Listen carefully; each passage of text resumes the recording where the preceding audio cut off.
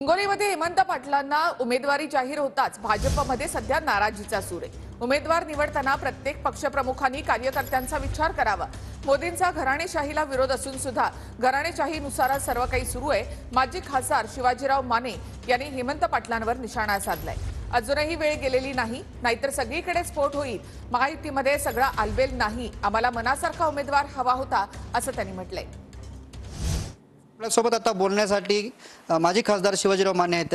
मी जातीने शेतकरी आहे आणि माझी व्यथा मी त्याच्यातनंच आज जशी अवस्था शेतमालाची झालेली आहे की त्याला भाव मिळत नाही, तसंच राजकीय क्षेत्रामध्ये सुद्धा कार्यकर्त्यांची अवस्था झालेली आहे। कार्यकर्त्यांचा कुणीही विचार करत नाही, कार्यकर्त्यांचा विचारच राहिलेला नाही। एकट्या शिवसेनेत नाही, भाजपात नाही, सगळ्या प्रत्येक पक्षात हे झालेलं आहे।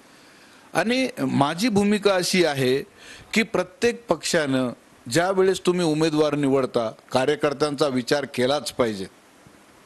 आता हे जे उमेदवार निवडले गेलेले आहेत ह्यांची लॉयल्टी फक्त पक्षप्रमुखांशी आहे, पक्ष नेतृत्वाशी आहे, जनतेशी ह्यांची लॉयल्टीच राहिलेली नाही। जनतेला हे मोजायलाच तयार नाहीत। अजूनही वेळ गेलेली नाही, अजून फक्त सेकंड फेजच्या उमेदवारी भरायची।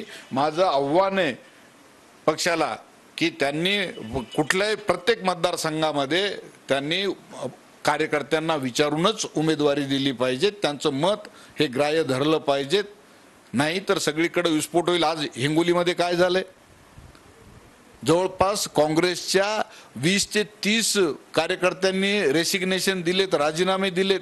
पक्ष कसा चालेल तुमचा?